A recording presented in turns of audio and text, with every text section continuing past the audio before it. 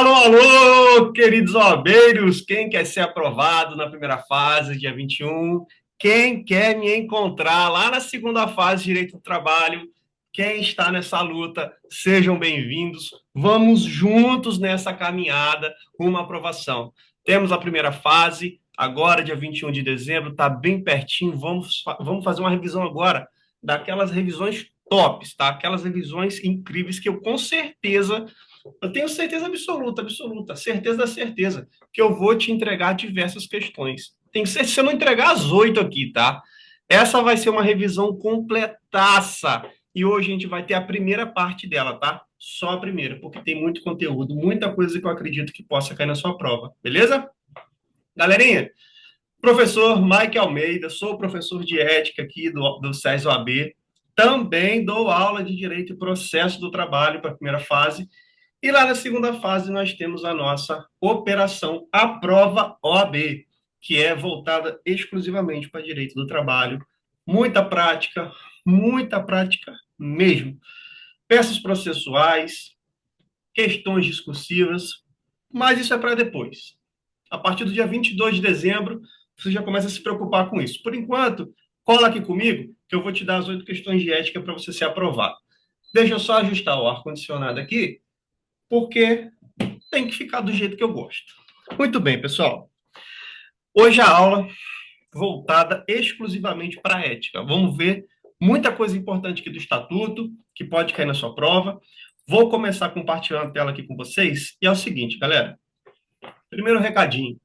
Meu Instagram, Mike Almeida ADV, me segue porque eu sempre posto conteúdo lá, tá? Sempre posto dicas de prova. Você quer essa vermelhinha, não quer? Eu sei que você quer. Essa aqui é minha. Tô com uma fotinho aqui. Minha fotinho parece que eu tenho 93 para 94 anos, mas é minha. A sua falta muito pouco. Dia 21 você vai dar um passo importantíssimo para conquistar a sua. Então, dia 21, quando você estiver fazendo sua prova, você vai lembrar de mim. Mas para isso você precisa me seguir lá no Instagram, Mike Almeida DV. Lá eu solto diversas dicas, atualizações sobre a sua prova, questões de data, todas as informações que vocês precisam saber, tá no meu Instagram, Mike Almeida ADV, seja de ética, seja de direito do trabalho, seja de processo do trabalho.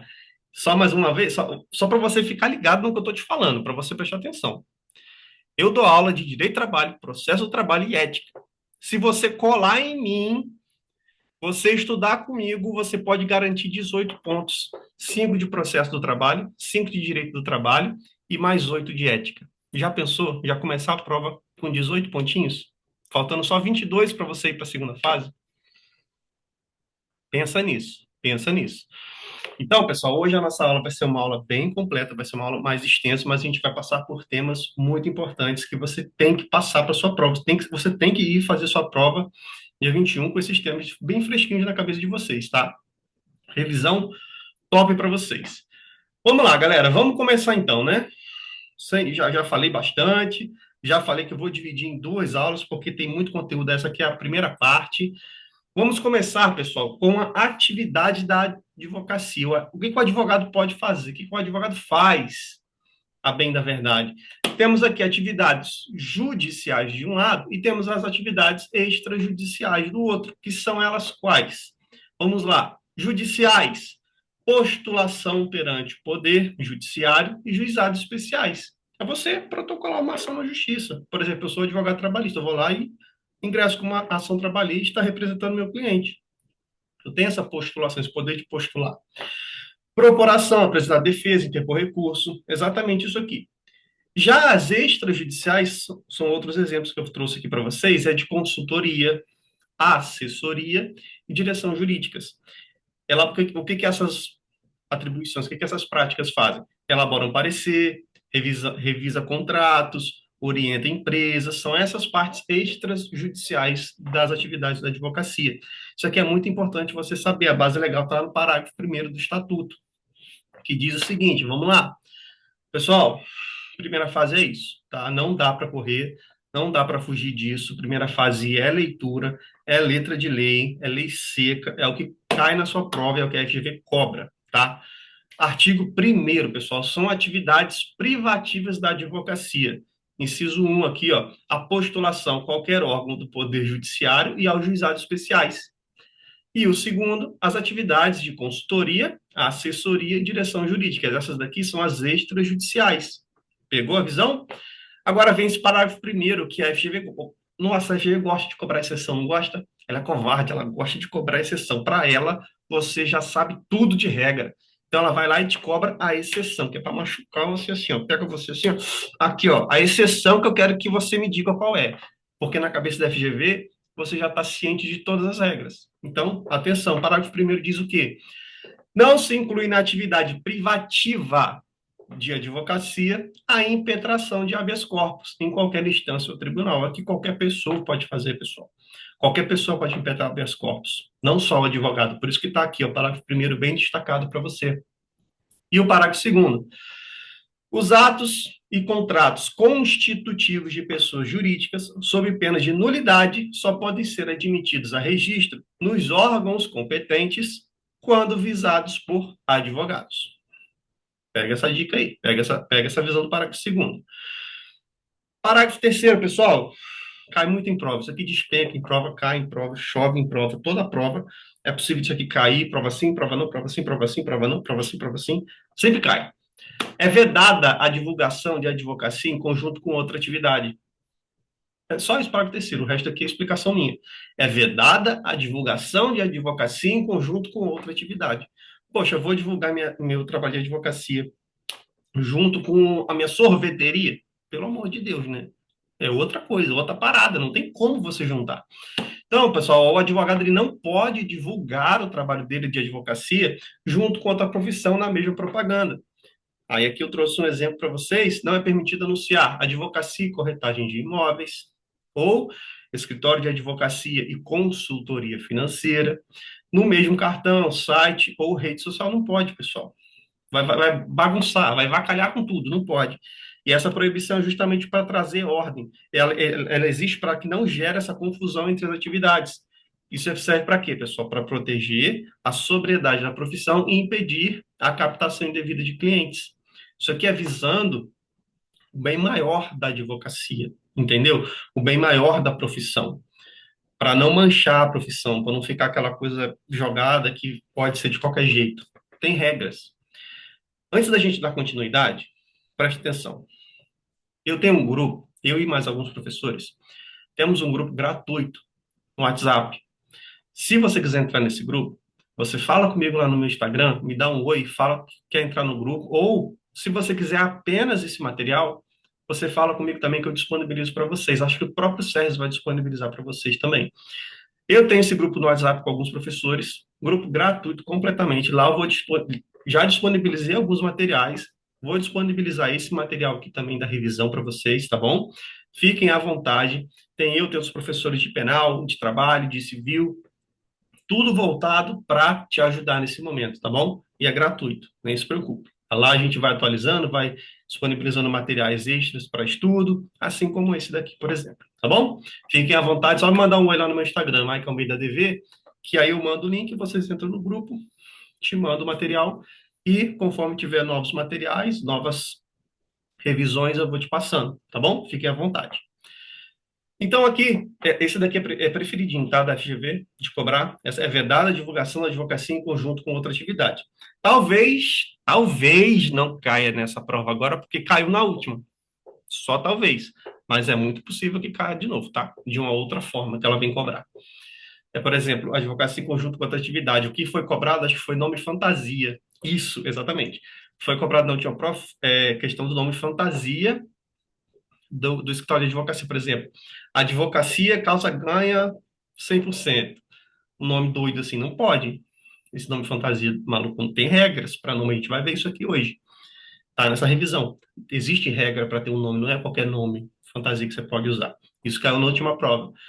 Então pode ser que caia com relação a duas atividades, como propaganda. Vamos ficar ligado aí que pode cair na sua prova sim. Seguindo, artigo 3º, pessoal, eu não vou artigo por artigo porque não dá tempo, tá? Mas eu trouxe aqui os que eu acho que são mais importantes de cada tema. E o que eu acho, acredito intimamente assim, que possa cair. Artigo 3º. O exercício da advocacia, aliás, o exercício da atividade de advocacia no território brasileiro e a denominação de advogado são privativos dos inscritos na Ordem dos Advogados do Brasil. Por que que isso aqui é tão importante, gente? Porque tem aluno, com a bênção de Jesus Cristo, tem aluno que acha que passou na prova da OAB e já é advogado. Não é bem assim, galera. Você passou na prova, maravilha, maravilha, maravilha. Você passou, você está tirando onda, você vai. Ó, passei na OAB, gente. Tô aqui, a primeira fase aprovada, segunda fase aprovada. Tô voando. Mas você ainda não é advogado. Para você ser advogado, pessoal, caiu um negócio no meu olho aqui. Para você ser advogado, caiu um negócio no meu olho, não.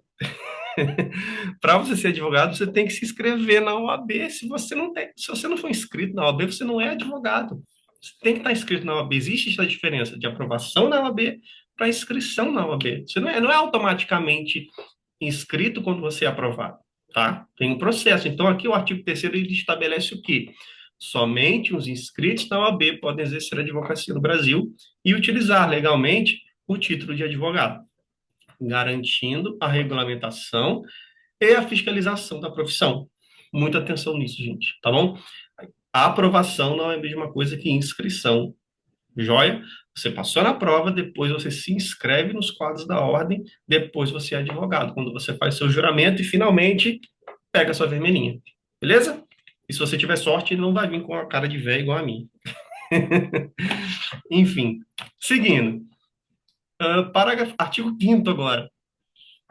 O advogado postula, em juízo ou fora dele, fazendo prova do mandato. Pessoal, procuração. Parágrafo 1º. O advogado, afirmando urgência, pode atuar sem procuração, obrigando-se a apresentá-la no prazo de 15 dias, prorrogável por igual período. Se alguém me fizesse uma pergunta, Mike, qual é a sua maior aposta para a prova? Eu diria que é isso aqui: mandato. Algum assunto de mandato, renúncia de mandato, no caso essa daqui de você poder atuar sem o seu mandato, sem a sua procuração, afirmando o caso de urgência, e aí eles podem cobrar o prazo para apresentar, que justamente é prorrogável por igual período. Então, pessoal, muita atenção nesse parágrafo 1º do artigo 5º do Estatuto.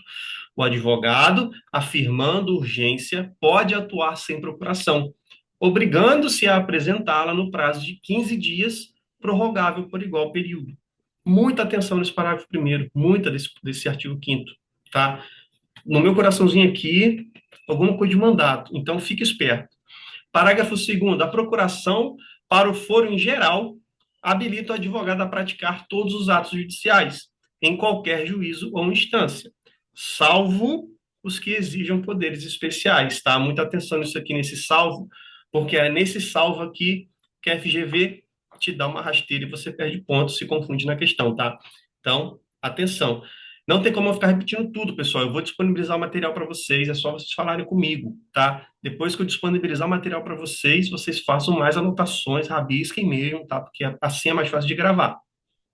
Joia? Mas vamos para a próxima, vamos pulando, vamos lá. Temos muita coisa para a gente ver hoje. Nossa, professor, você é muito exagerado. Questão de prova, questão de prova, questão de prova, questão de prova, questão de prova. Então, é feeling, né? A gente acha que a gente sente aquilo, né? A gente tem que falar o que a gente sente. Bateu aqui, eu vou colocar. Falei do mandato, não falei? Que é uma coisa que eu acho que vai cair. Tô achando que pode cair alguma coisa de renúncia.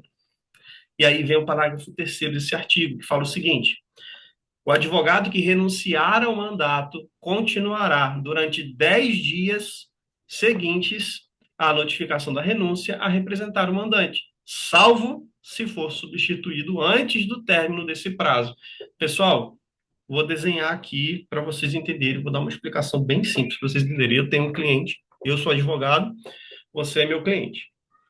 Você é meu cliente.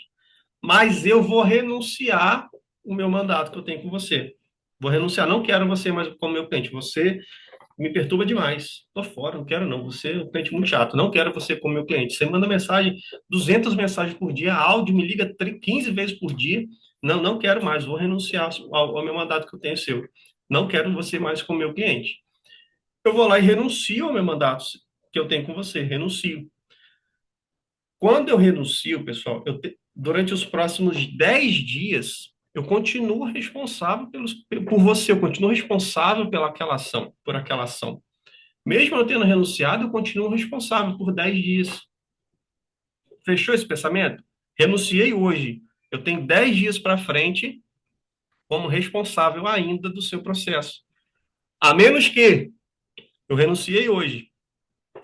Depois de amanhã, 2 dias depois, você já arrumou outro advogado para te representar. Poxa, se você já tem um outro advogado, eu não preciso cumprir os 10 dias. Se com 2 dias da minha renúncia você já conseguiu outro advogado, então eu estou livre, me safei antes dos 10 dias. Entenderam? É isso que fala aqui. Faça a leitura mais uma vez comigo. Ó. O advogado que renunciar ao mandato continuará, durante os 10 dias seguintes à notificação da renúncia, a representar o mandante, salvo se for substituído antes do término desse prazo. Entenderam? Tranquilinho, de boa, pegaram? Podemos seguir? Bora então. Próximo.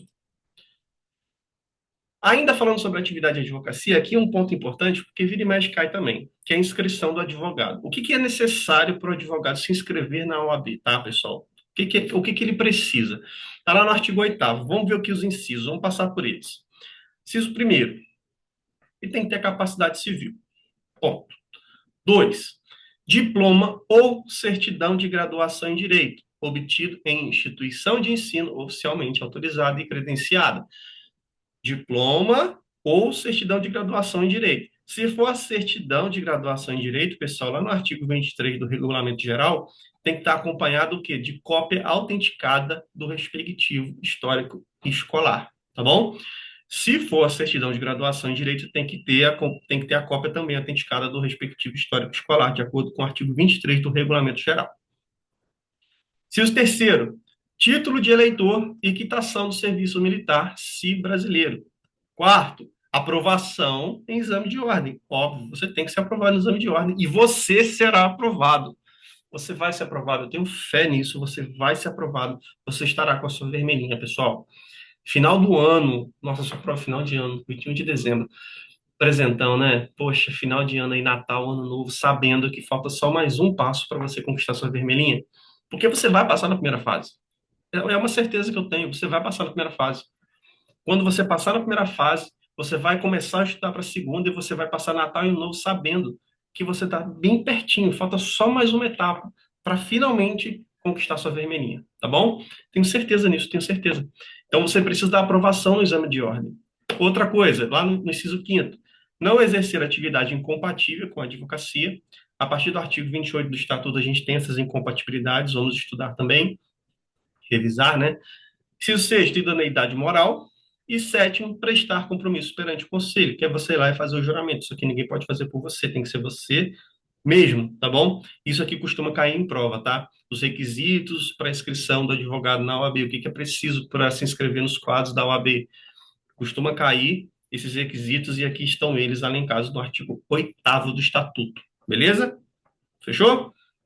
Revisem ele, tá? Revisem esse artigo. Não se esqueçam de nada aqui. Seguindo, aqui a gente está falando de inscrição, né, nos quadros da ordem, o que precisa para se inscrever. Mas aí quando a gente fala o que é preciso para se inscrever, a gente pensa assim, quais são as inscrições que existem? Poxa, não sei, são quais, professor?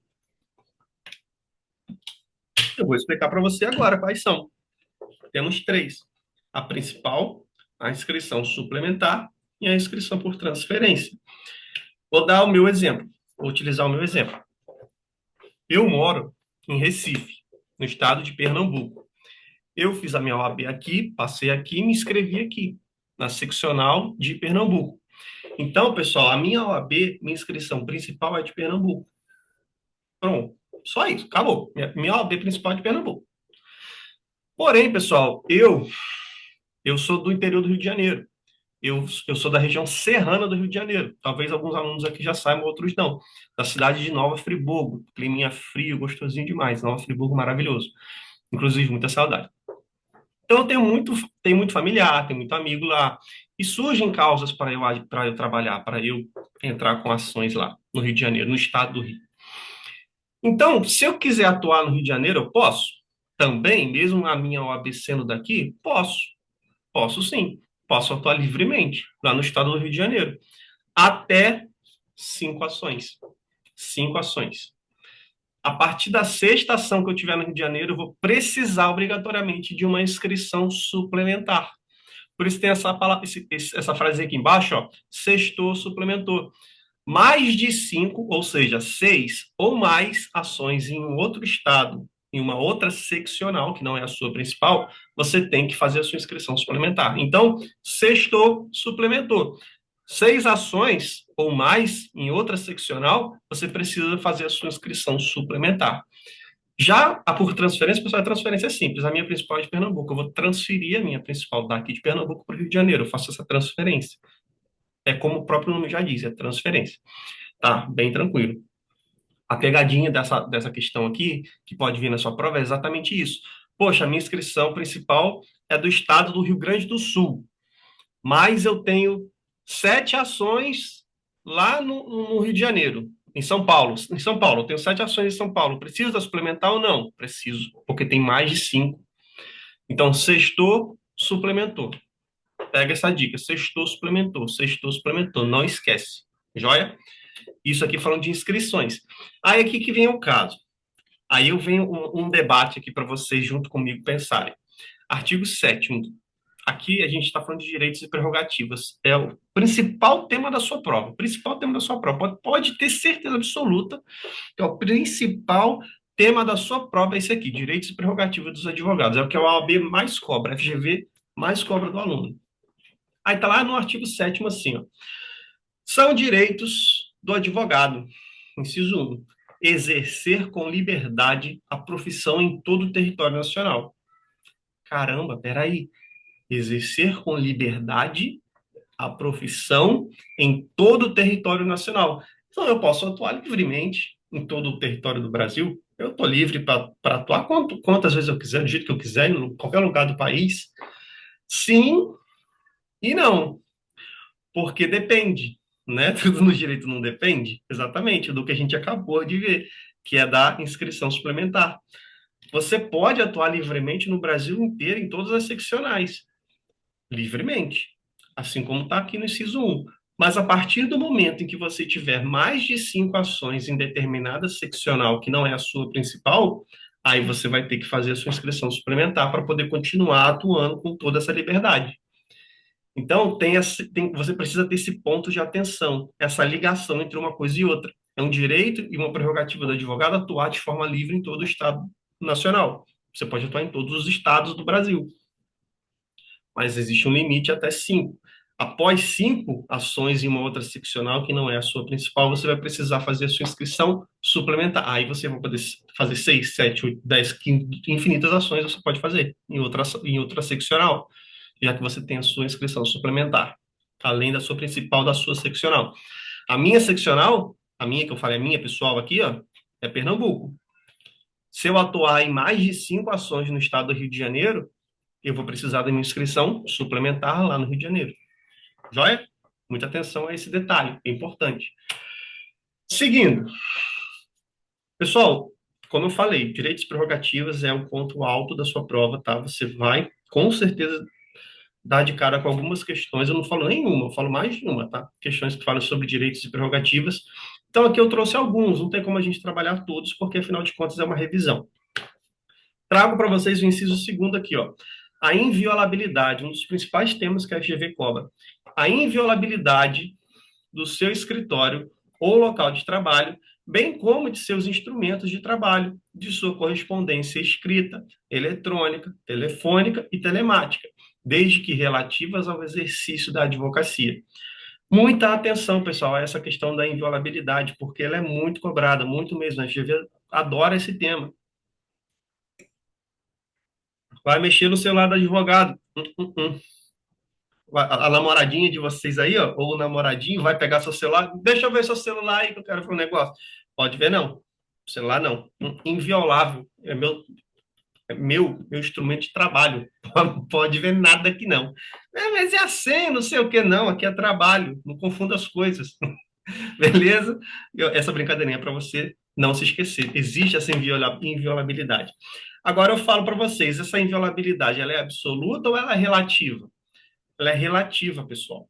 Por que que ela é relativa? Porque tem lá no parágrafo sexto o seguinte, e isso aqui é um dos pontos mais cobrados da FV, é um dos que ela mais cobra, tá? De verdade. Faça a leitura comigo, é grande sim, mas é importante.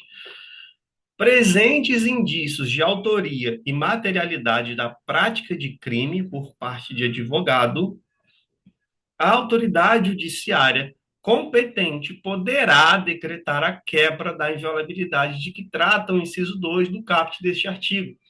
Em decisão o quê? Motivada, expedindo mandado de busca e apreensão específico e pormenorizado, a ser cumprido o quê? Na presença de representante da OAB, esse cidadãozinho aqui, ó, esse rapazote, sendo, em qualquer hipótese, vedada a utilização dos documentos, das mídias e dos objetos pertencentes a clientes do advogado averiguado, bem como dos demais instrumentos de trabalho que contenham informações sobre clientes.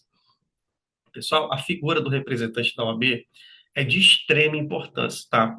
E os meus alunos do curso de ética do SES, eles estão acostumados a ver esse rapazote aqui, esse menininho, esse representante da OAB, porque ele é excepcional, ele é extremamente importante para tudo. Em muitos momentos é exigido a presença de um representante da OAB, e nesse caso aqui não vai ser diferente, tá? Aqui é uma das primeiras partes que ele é mencionado no estatuto é aqui.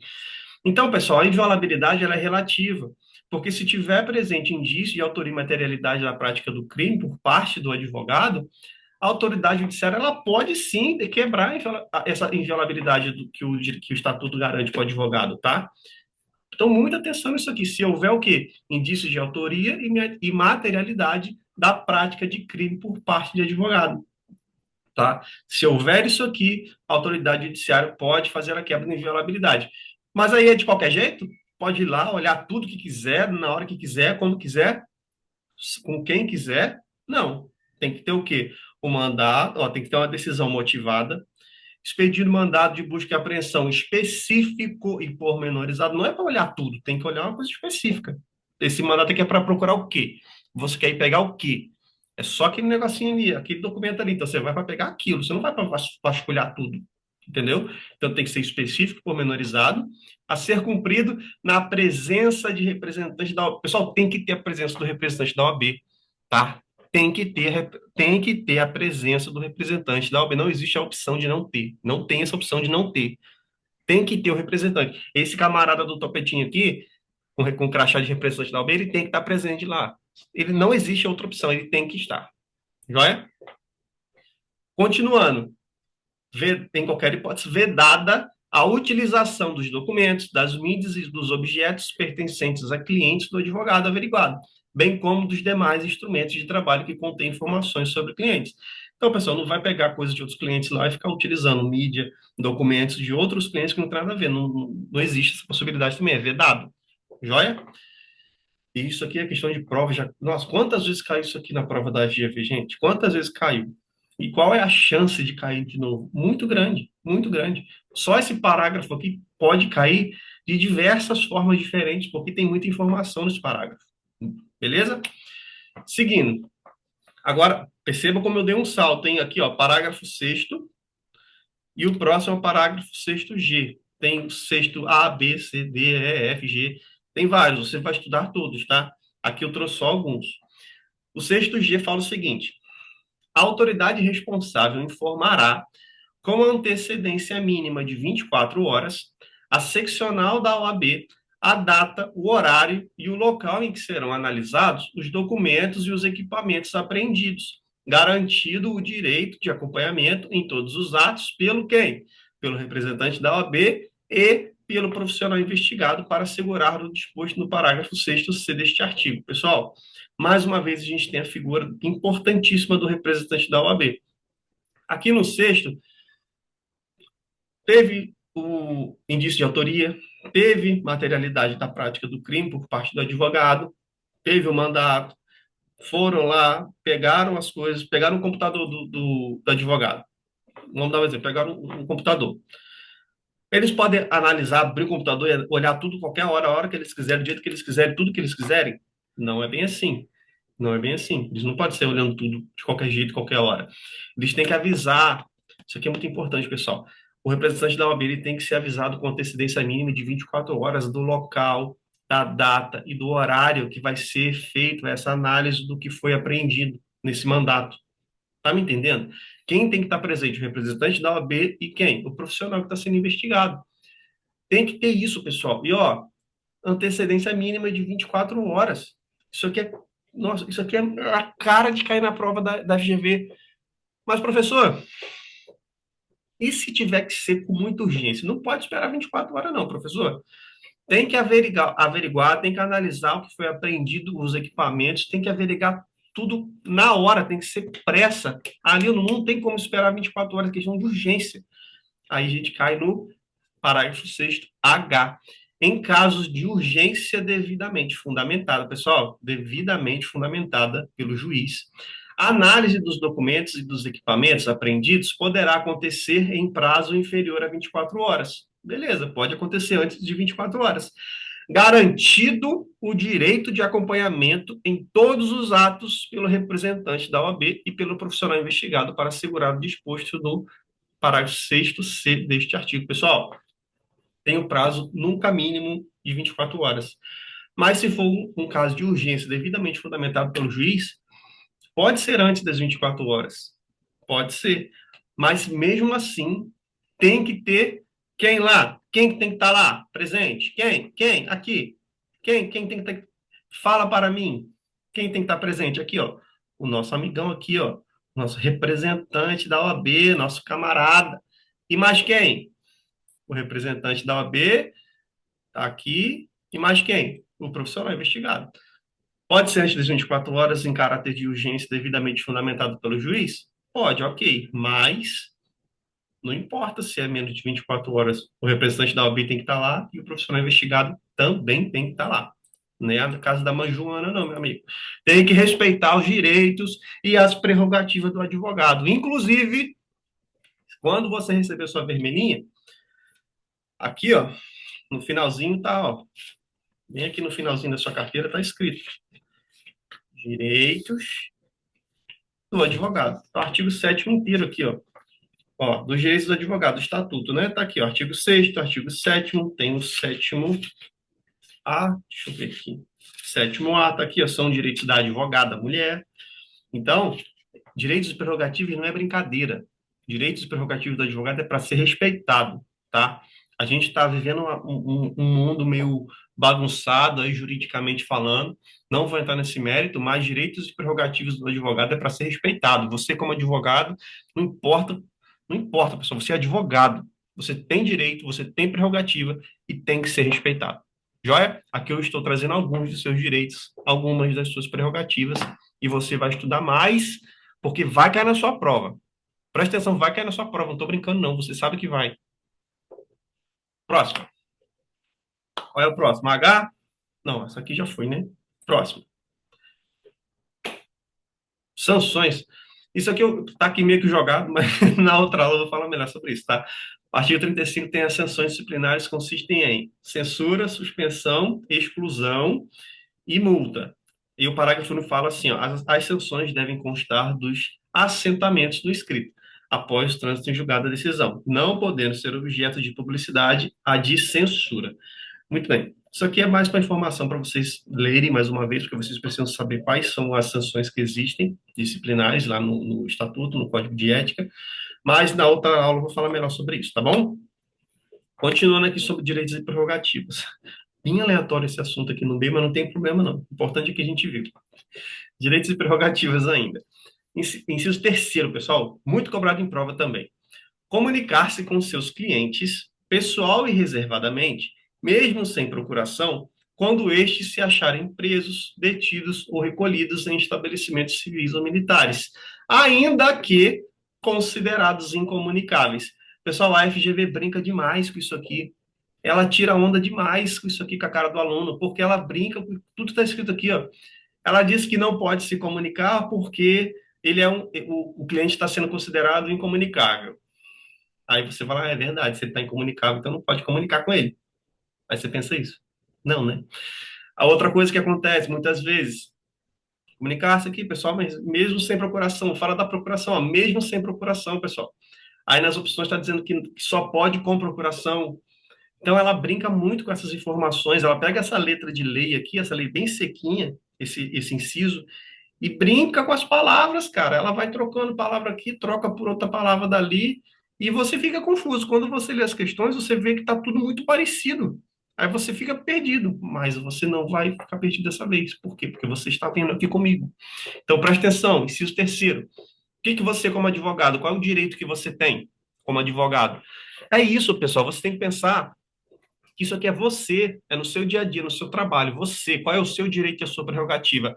Você tem o direito de se comunicar com o seu cliente pessoal e reservadamente, mesmo sem procuração, quando estes estiverem o quê? Quando eles se acharem o quê? Presos, detidos ou recolhidos em estabelecimentos civis ou militares, ainda que considerados incomunicáveis. É um direito seu, é o seu cliente, caramba.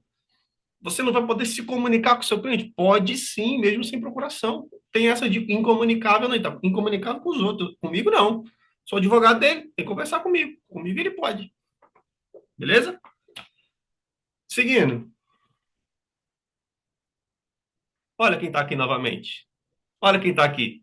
Tá vendo o nosso camaradinha? Ele está sempre comigo. Ele está sempre com a gente, né? Quando a gente fala de direito e prerrogativa, representante da OAB está sempre juntinho. Inciso quarto, pessoal.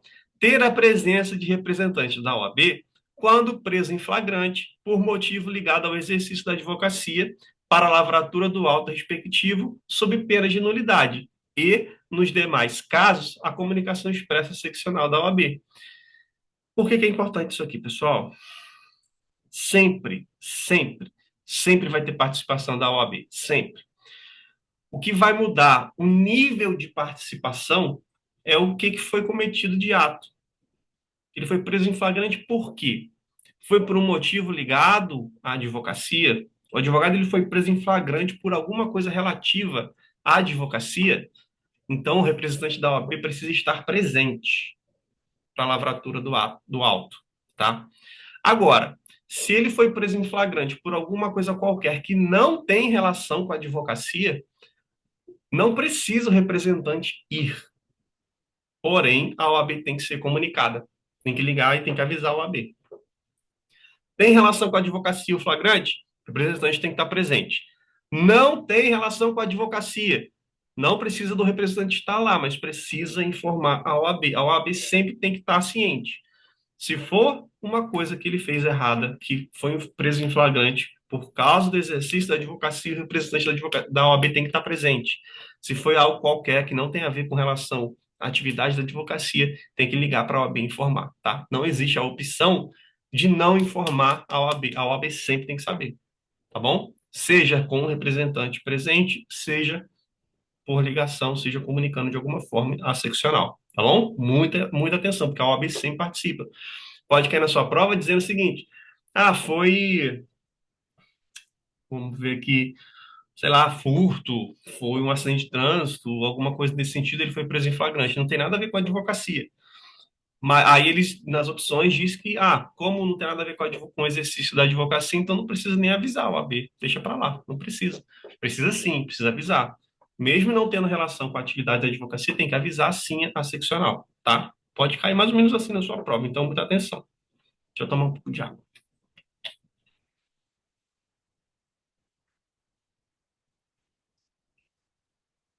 Joia. Inciso quinto. Esse aqui é um dos mais importantes também, tá? Um dos que mais caem, mais cobram na sua prova. Eu tenho certeza que se cair, você vai acertar. Faça a leitura comigo.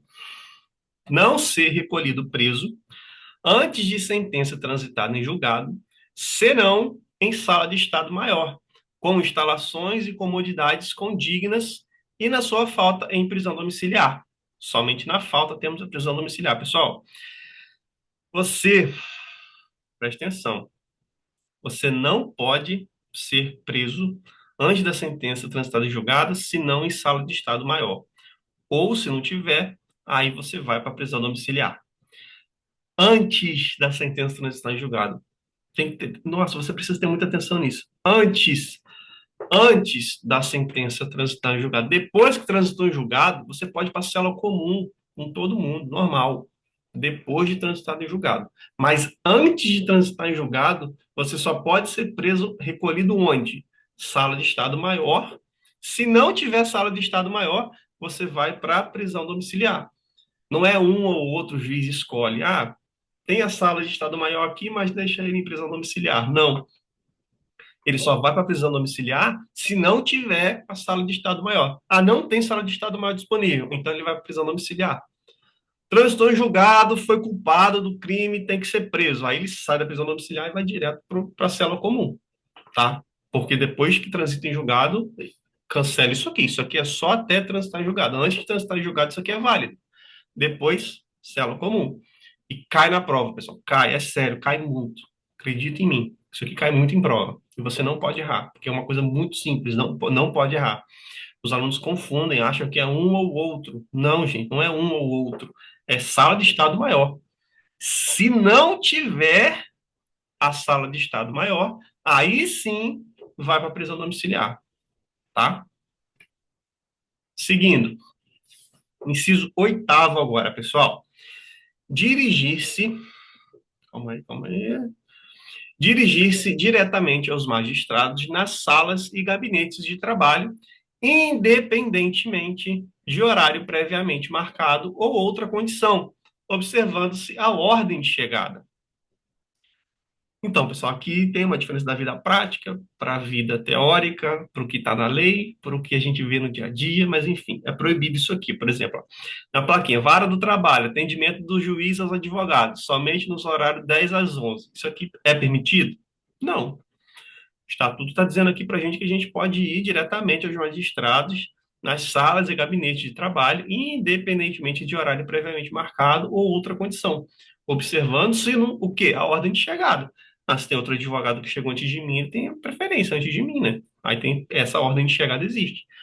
De resto, pode ir, independentemente de horário previamente marcado ou outra condição, tá? Isso aqui é uma diferença da vida prática para a vida teórica. Inciso 19. Isso aqui é importante, pessoal. Recusar-se a depor como testemunha em processo no qual funcionou ou deva funcionar, ou sobre fato relacionado com pessoa de quem seja ou foi advogado, mesmo quando autorizado ou solicitado pelo constituinte, bem como sobre fato que constitua sigilo profissional. Aí aqui eu até faço uma pergunta: advogado pode fazer delação premiada? Não, né? Não pode, existe o sigilo profissional. Esse sigilo profissional, pessoal, é uma coisa muito séria. Muito sério, tá? Tem que ser respeitado o sigilo profissional. Pode até ser criminalizado se você pode ser punido criminalmente se você não respeitar o seu sigilo profissional, tá? Muita atenção. Então, faça a leitura comigo novamente, vamos lá? Tranquilo? Recusar-se a depor como testemunha. Você pode, é um direito seu. Você pode se recusar a depor como testemunha em processo no qual funcionou ou deva funcionar, ou sobre fato relacionado com pessoa de quem seja ou foi advogado, mesmo quando autorizado ou solicitado pelo constituinte. Ah, a parte lá deixou, a parte autorizou, não tem problema não, pode ir lá, pode ser testemunha. Não, não vou ser, não posso, não quero, eu tenho o poder de me recusar, bem como sobre o fato de que constitua sigilo profissional. Tá, pessoal, muito importante essa recusa aqui, que é um direito seu, beleza? Questão de prova. Próxima. Questão. Ih, essa aqui é muito boa. Nossa, essa aqui é boa demais. Essa aqui é a cara da FGV cobrar na sua prova. Se cair nessa. Eu torço para que caia. Eu torço para que essa questão caia nessa prova, que você não vai errar. Preste atenção comigo. 20º aqui, né, o inciso. Retirar-se do recinto onde se encontra aguardando o pregão para ato judicial após 30 minutos do horário designado e ao qual ainda não tenha comparecido a autoridade que deva presidir a ele, mediante comunicação protocolizada em juízo. Pessoal, muita atenção nisso aqui, meu Deus do céu, muita atenção. Se cair, você não vai errar. Vamos para um exemplo? Pauta de audiências do dia. Vamos lá. Começam às 8 horas da manhã. A primeira audiência é às 8, e justamente às 8 da manhã é a minha audiência. Vejam só que coisa. Como bom advogado que sou, cheguei uma hora antes. 7 horas da manhã eu já estou lá. Eu e meu cliente, com a fé de Senhor. Eu e meu cliente aguardando. Deu 7h30, começa às 8, né? Muito bem, é o início para a pauta iniciar às 8. Deu 8 horas, não teve o pregão ainda, não chamaram as partes, não chamaram, não começou ainda. Por quê? Porque o juiz não chegou. O juiz não chegou, caramba. E aí? Ele é a autoridade que vai presidir ali, mas ele não chegou ainda. Então tá bom, tô aguardando. 8h10 ainda não chegou. 8h15 não chegou. 8h25 ainda não chegou. 8h30, 30 minutos de atraso. O juiz ainda não chegou. Ele é a autoridade que vai presidir a audiência. Ele não chegou. Pessoal, ele não chegou, ele não compareceu em 30 minutos. Eu vou, ó, embora, eu tenho mais o que fazer. Eu tenho outros clientes, eu tenho outras demandas para o meu dia. Então, você pode protocolizar em juízo, você faz essa comunicação em juízo, tá? Justificando a sua retirada. Por quê? Se passou o quê? Quanto tempo? 30 minutos. Agora, imagina a seguinte situação. A sua audiência é das 8, a minha audiência é das 8h30. O juiz chegou às 8. Tá na audiência das 8 lá. Só que da 8h30, que é a hora da minha audiência, ainda está a audiência das 8h30. Tá rolando lá a audiência das 8 horas. A audiência das 8 tá rolando, a minha 8h30. Caramba, já são 8h40, 8h50 da manhã, e a minha audiência não começou, tá na audiência das 8 ainda. Aí deu 9 horas. Aí você pensa, opa, 30 minutos. 30 minutos eu posso ir embora. Não, não, não, não. Por que não? Porque o juiz, que ele é a autoridade que vai presidir essa audiência, ele já está lá, ele compareceu, ele está no juiz, ele está na vara. Você não pode ir embora se o juiz estiver lá, tá bom? Esse inciso aqui é importante por causa disso. É só se não tiver comparecido a autoridade que vai presidir aquele ato. A audiência, o juiz é que vai presidir, ele é a autoridade. Se ele já está lá, não importa se vai demorar 30, 40, 50, 1, 2, 3 horas. Você tem que esperar, porque ele está lá, o juiz compareceu, a autoridade compareceu, então você tem que esperar. Não importa quanto tempo, tá? Atenção nisso. Se cair na sua prova, você não vai errar. Tá aqui, ó, a imagem do advogado pé da vida indo embora porque perdeu um tempão da vida dele, podia estar ganhando dinheiro, mas estava esperando a autoridade. Questão de prova, tá, pessoal? Já caiu, pode cair na sua prova de novo. Próximo. Aqui é outra aposta minha, aposta grande que eu faço minha para essa prova de vocês final de ano, tá? Essa aqui é uma aposta que eu faço de coração para vocês. Direitos da advogada. A gente ainda está falando de direitos prerrogativas, mas agora a gente está falando da advogada, da mulher, que é o 7º A. São direitos da advogada. Inciso 1, gestante. Tudo. Todos os direitos da gestante. Gestante tem direito a tudo. A linha A, entrada em tribunais sem ser submetida a detectores de metais e aparelhos de raio-x. Gente, é óbvio.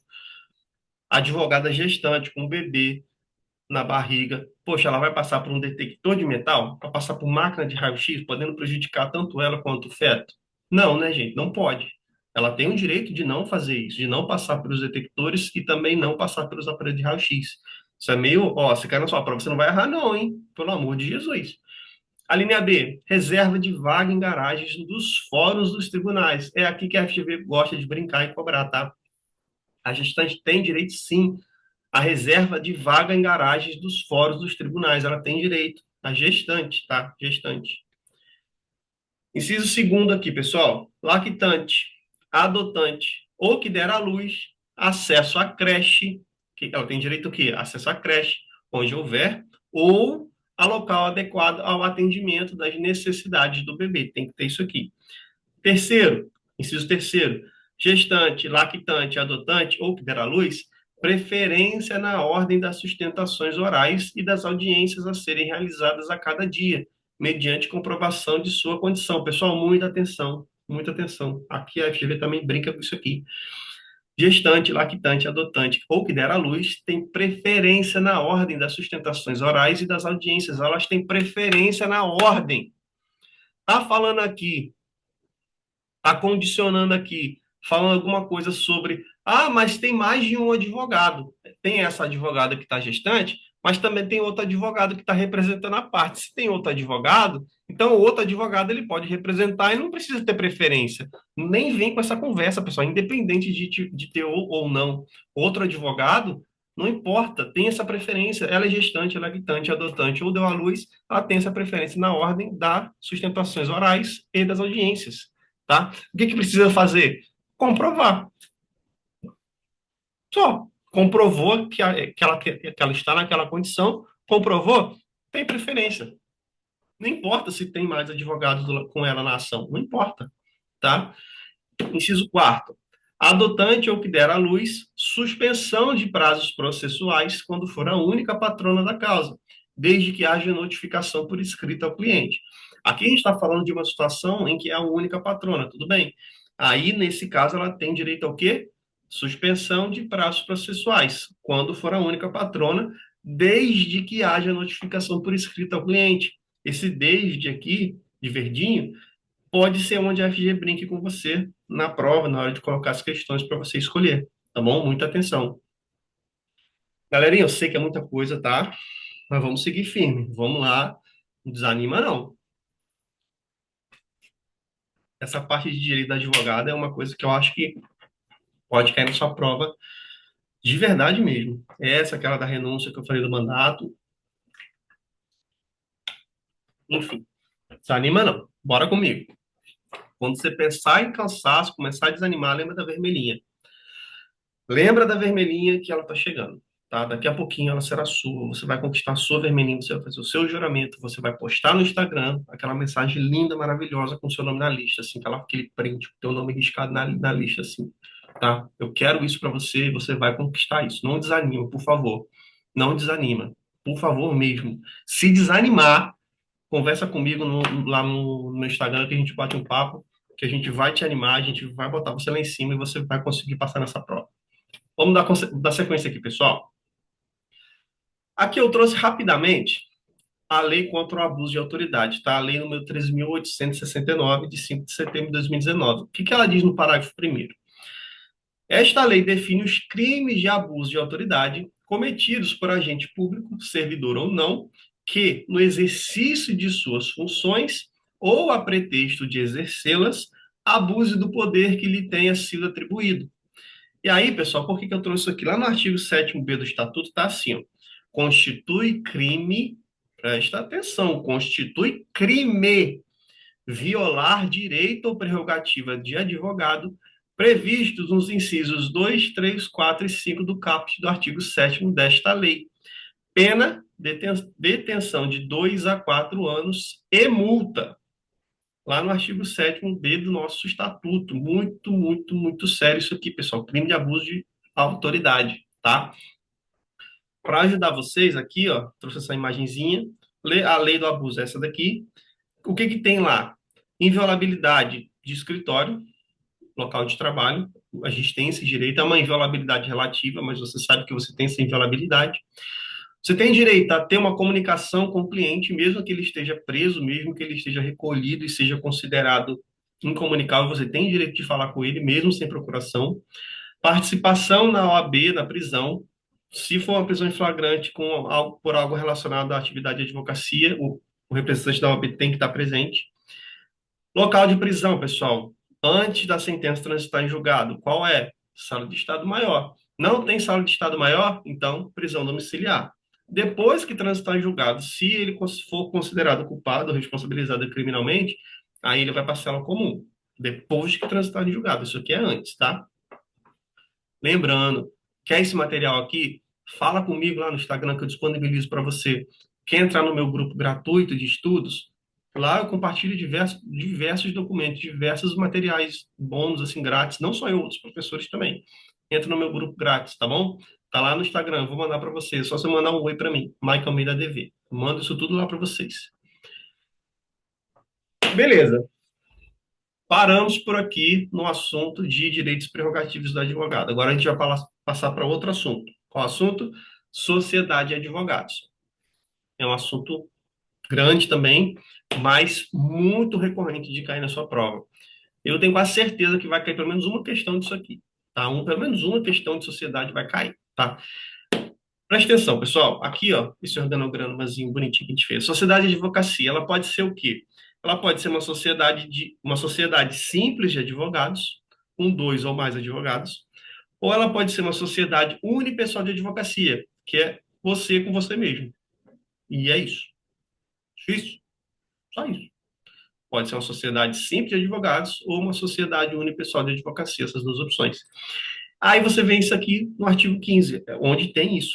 Os advogados podem reunir-se em sociedades simples de prestação de serviços de advocacia ou constituir sociedade unipessoal de advocacia, na forma disciplinada nesta lei e no regulamento geral.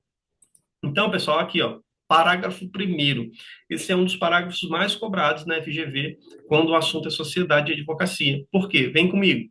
A sociedade de advogados e a sociedade unipessoal de advocacia adquirem personalidade jurídica com um registro aprovado dos seus atos constitutivos no Conselho Seccional da OAB, em cuja base territorial tiver sede. Pessoal, é no Conselho Seccional da OAB, pessoal.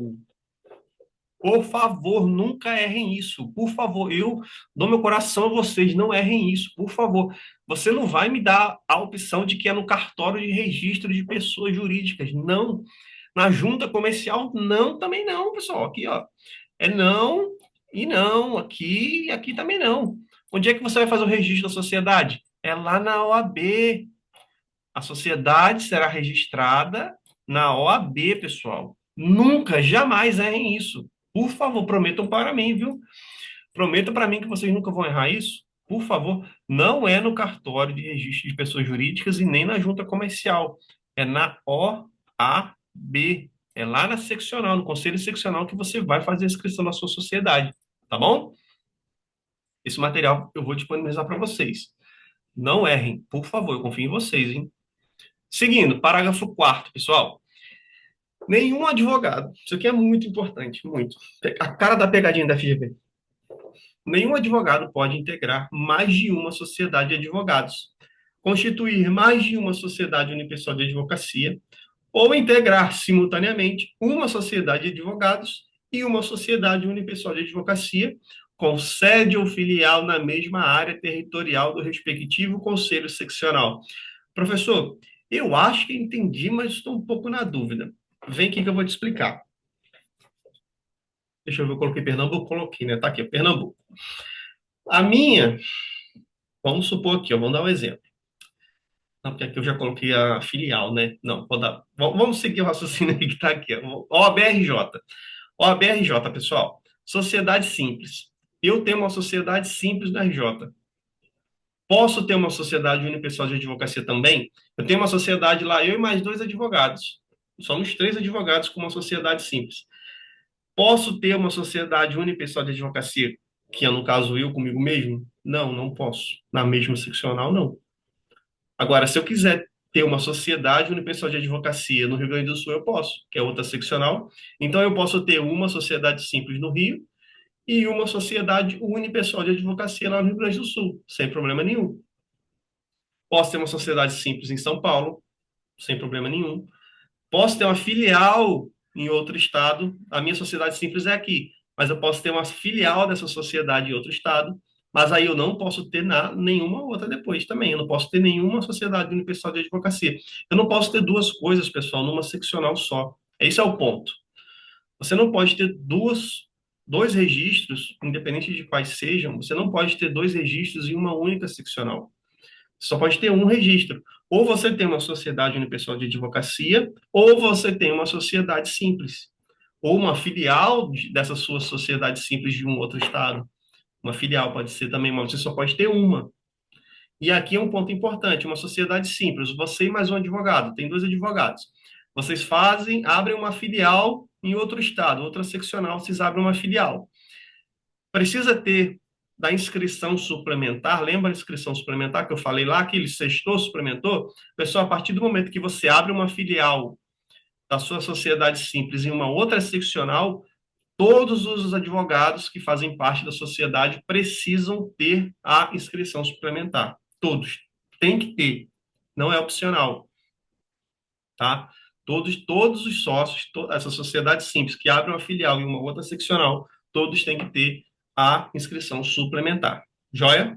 O importante aqui é que você tem que ter na cabeça, não pode dois registros, independente de quais sejam, Não pode dois registros na mesma seccional, tá? Tem que ser sempre só um registro. Ou é uma sociedade simples, ou é uma sua, que é a Sociedade Unipessoal de Advocacia, tá? Tenho isso em mente. Seguindo, parágrafo 6º, pessoal. Os advogados sócios de uma mesma sociedade profissional não podem representar em juízo clientes de interesses opostos. Pessoal, isso aqui é meio óbvio, mas tem que ter escrito para ninguém dar uma despertinho, né? Eu tenho a minha sociedade de advocacia, tenho um cliente que está em litígio com outro cliente. Tem mais de um advogado na minha sociedade, né? Ah, então eu represento o nosso cliente, você que é um advogado também aqui da sociedade, você representa o outro que está litigando contra. Pode isso? Não. Os advogados sócios da mesma sociedade profissional não podem representar em juízo clientes de interesses opostos. Pode estar um lutando contra o outro. Vai ter o mesmo escritório, a mesma sociedade representando os dois que estão brigando? Não, né?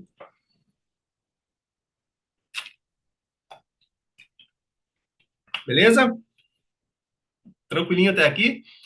Estamos aí, uma horinha de aula, revisando, coisa boa, gostoso, temazinho legal de ética para a gente gabaritar a ética lá, oito questões de ética para gabaritar, pessoal. Artigo 16, continuando. Não são admitidas a registro, nem podem funcionar todas as espécies de sociedades de advogados que apresentem forma ou características de sociedade empresária que adotem denominação de fantasia, que realizem atividades estranhas à advocacia, que incluam como sócio ou titular da sociedade unipessoal de advocacia pessoa não inscrita como advogado ou totalmente proibida de advogar. Pessoal, aqui a gente tem diversas informações importantes. E aí eu vou querer registrar com vocês. Deixa eu só ver se consigo mudar a cor aqui para ficar bem visível. Veja só aqui, ó. Ó, não são admitidos, não são admitidos o quê, pessoal? Denominação de fantasia. Primeiro ponto. Tipo, escritório, é que eu falei aquela hora, né? Escritório causa ganha, é, advogados. Escritório causa ganha advogados. Pode? Não pode. Essa denominação fantasia não pode. Pode ser uma sociedade que realize atividades estranhas à advocacia? Não. Não são admitidos, não são admitidos que realizem atividades estranhas à advocacia. Poxa, junto aqui com o meu escritório de advocacia, temos o contador, e ele também oferece esse tipo de serviço de contador, de controle financeiro, algo assim. Pode? Não, não, não é admitido. Esse é o segundo ponto. O terceiro ponto, qual é o ponto? Não incluam como sócio ou titular de sociedade unipessoal o quê? Pessoa não inscrita como advogado ou totalmente proibida de advogar. Gente, se não é advogado, como é que ela vai fazer parte de uma sociedade de advocacia, se ela não é advogada? Não é advogado? Ah, tem outra profissão, é economista. Pode? Não pode, gente. Não pode. Só advogado inscrito na OAB. E importante que não tiver totalmente proibido de advogar. A gente tem lá causas de impedimento, incompatibilidade, tem que verificar isso também. Então, esse artigo 16 ele é muito importante, por isso que eu coloquei questão de prova, questão de prova, questão de prova, questão de prova. Isso aqui cai demais, gente. Às vezes cai cobrando denominação fantasia, às vezes vem na prova atividade estranha de advocacia, às vezes vem aqui ó, que a pessoa não é inscrita nos quadros da OAB, vem dizendo que ela é contador, vem dizendo que ela é economista, mas aí ela faz parte da sociedade, e aí esse é o erro, você tem que localizar esse erro. Tá? Um artigo só, gente pode cair na sua prova de diversas maneiras diferentes. Por isso que você tem que estudar muito ética, porque ética é letra de lei pura e seca. Você não pode errar esse tipo de questão que cai na sua prova, porque é um ponto que você vai estar ganhando. Confie em mim, você vai gabaritar a ética, você vai gabaritar a ética, você vai gabaritar a ética. 8 pontinhos, você já vai começar a prova com 8 pontinhos. Vamos confiar, tá bom? Artigo 16 aí, ó, muito importante. Gravem, decorem isso aqui, porque ele vai cair na sua prova. Parágrafo primeiro, muito importante isso aqui também. Eu trouxe aqui, pessoal, o suprassumo. É sério, eu trouxe aqui o suprassumo do que vai cair na sua prova. Parágrafo primeiro. A razão social deve ter, obrigatoriamente, um nome de pelo menos um advogado responsável pela sociedade, podendo permanecer o do sócio falecido, desde que prevista tal possibilidade no ato constitutivo. Isso aqui cai demais. Como pode um parágrafo tão pequenininho cair tanto na prova, meu Deus? A razão social deve ter obrigatoriamente o nome de pelo menos um advogado responsável pela sociedade. Isso aqui cai demais. Isso cai muito. Outra coisa que cai muito aqui, mas cai demais, é o sócio falecido. Se o nome dele pode continuar ou não. Depois que ele faleceu, pode permanecer o nome?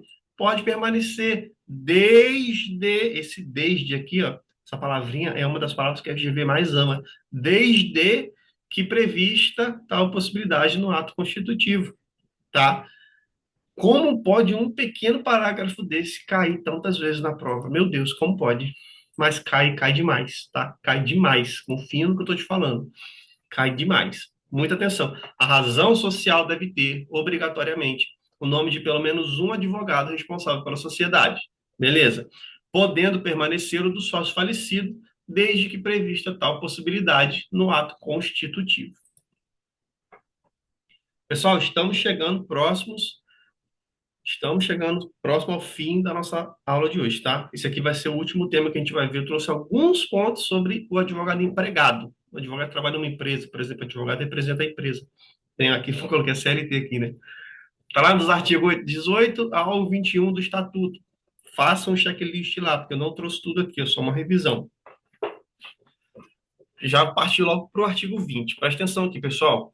A jornada de trabalho do advogado empregado, quando prestar serviço para empresas, não poderá exceder a duração diária de 8 horas contínuas e a de 40 horas semanais. Essa aqui é a jornada de trabalho do advogado empregado, 8 horas contínuas, diária, 8 horas.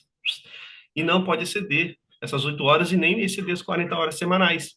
Parágrafo 2º.